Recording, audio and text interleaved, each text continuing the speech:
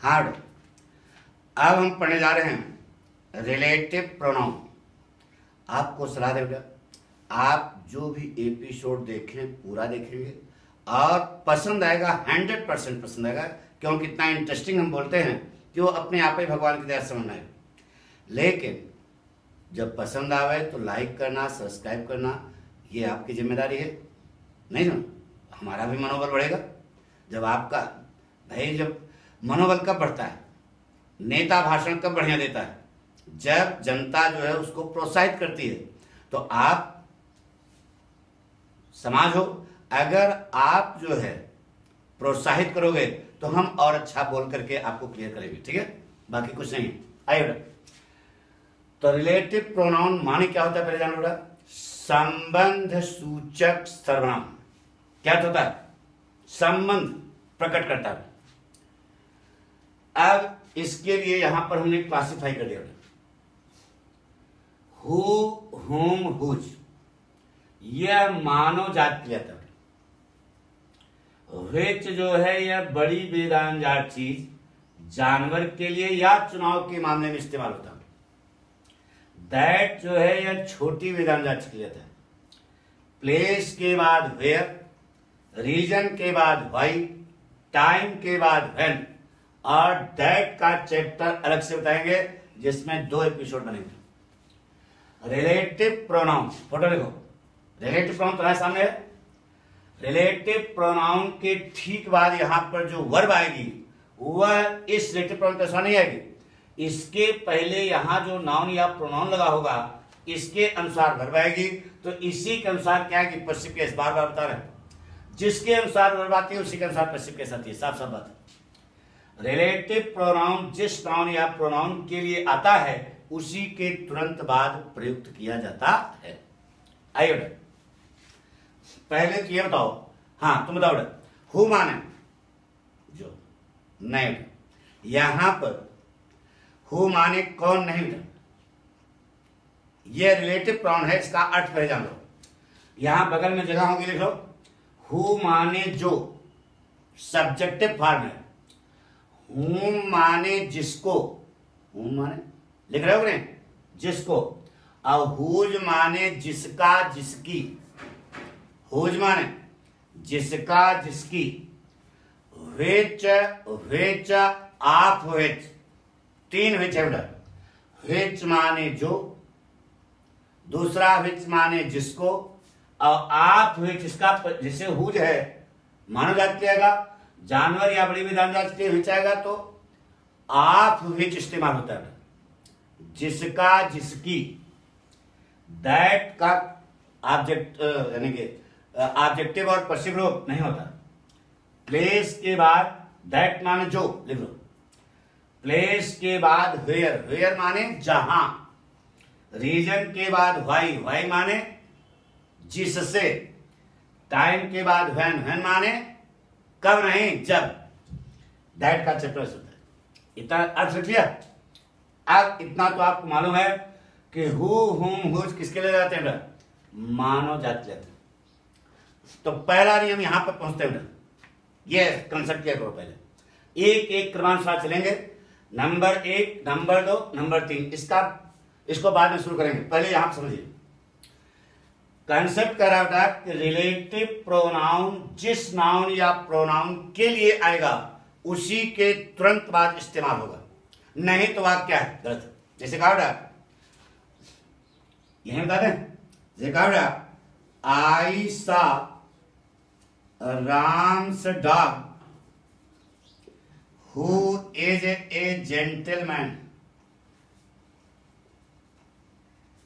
यह वाक्य है। कहने में वाक्य सही लग रहा है, लेकिन सच्चाई है कि वाक्य आपका क्या है? गलत है। आई सा Ram's dog who is A gentleman, इस वाक्य में हु इज ए जेंटलमैन कुकुर हो गया, कुत्ता हो गया। तो हु इज ए जेंटलमैन यह डॉग है कि राम है? आपने डॉग के बाद लगाया है, इसका मतलब आपका वाक्य हो गया, गलत हो गया।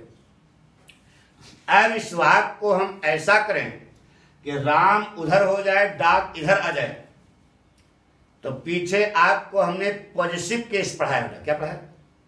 पॉजिटिव केस एपास्टाफियस, उसमें क्या करो कि डाक राम उधर हो जाए, डाक इधर आ जाए, तो एपास्टाफियस की जगह लगाना क्या? द, और डाक इस नाउन के बाद लगाना क्या? ऑफ।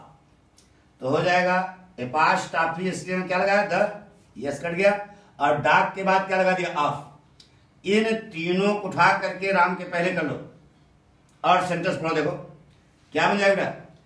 आई सा the dog of Ram who is A gentleman. Verb से हो, यानी कि रिलेटिव प्रोनाउन क्या है? हु, किसके लिए आता है? मानव जात के लिए। तो मानव जात कौन है? राम है, नहीं समझे? तो इसके तुरंत बाद आना चाहिए, यहां डाक के बाद आपने लगाया, इसका मतलब आप क्या हो गया? गलत हो गया। तो ये वाक्य जैसे कहा बेटा, फोटो समझ आ गई ना?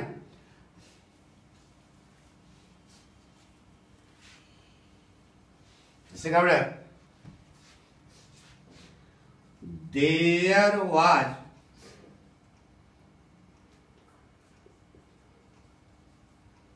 हेमाज cat who is a rich lady. बताइए बेटा, who is a rich lady कौन है? कैट है कि हेमा? आपने कैट के तुरंत बाद लगा दिया, इसका मतलब वाक्य आपका क्या हो गया? गलत हो गया। अब इस वाक्य को हम लोग ऐसा सेट करें कि हेमा उधर हो जाए, कैट इधर आ जाए, तो कैसे बनाओ बेटा? देयर वाज एपास्टाफियस के लगाओ द कैट ऑफ हेमा, ठीक है? अब हेमा माना जाती है, तो who is a rich lady, यह वाक्य, यह कंसेप्ट क्लियर हुआ? रिलेटिव प्रोनाउन जिस नाउन या प्रोनाउन किया जाएगा उसके तुरंत बाद इस्तेमाल होना चाहिए। अब कैसे करोगे उसको सही? उसको हमने बता दिया, एपास्टाफियस की जगह क्या लगाना? द, और इस नाउन के बाद क्या लगाना? ऑफ। इन तीनों को उठा करके हेमा पहले कर लो, वाक्य सही हो जाएगा। पक्का? अब दिन में बोलो यही बनना है। नंबर 1 कंसेप्ट क्लियर हो गया? पक्का? मिटा दें इस पॉइंट को, मिटा दें? ठीक।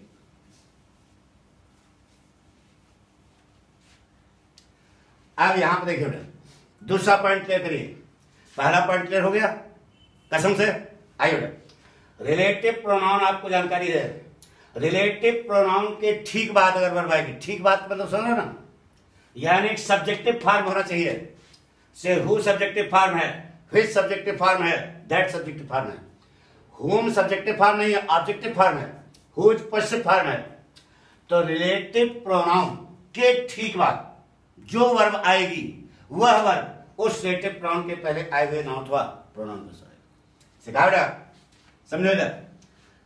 It is I who is your friend, यह वाक्य है। It is I who is your friend, कहने में वाक्य सही लग रहा है, लेकिन सच्चाई एक वाक्य है गलत। बताइए इसमें रिलेटिव प्रोनाउन कहां लगा है? ये देखो लगा है।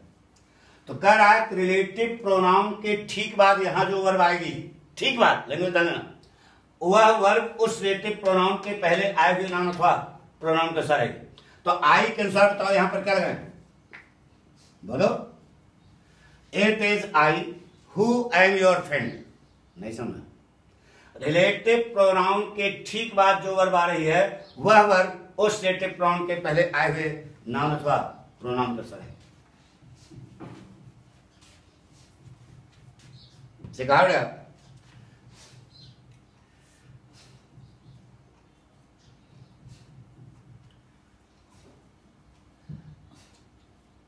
ये लिखा रेखा इज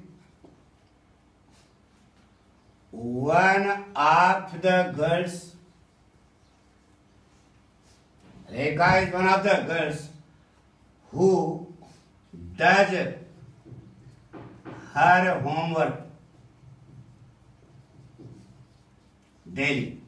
ये Rekha is one of the girls who does her homework daily. सत्यानाश है बात। अब पहले दिमाग में उठा, इस वाक्य में रिलेटिव प्रोनाउन कहां लगा है? संबंध कौन स्थापित कर रहा है? हु। अरे इन दोनों वाक्यों में संबंध स्थापित कर रहा है, इसलिए इसको रिलेटिव प्रोनाउन कहते हैं यार। रिलेशन माने क्या होता है? संबंध। तो ये हु जो है एक वाक्य है, एक वाक्य है जिससे संबंध करा। तो Rekha is one of the girls who does her homework. इधर देखो, रिलेटिव प्रोनाउन क्या है? हु। हु के ठीक पहले क्या लिखा है? रिलेटिव प्रोनाउन हु है, तो के ठीक पहले क्या है? गर्ल्स। तो गर्ल्स के अनुसार यहां वर्ब क्या आएगी? बोलो, डज आएगी क्या? अरे यार टेंस तो मालूम होगा ना, डू है।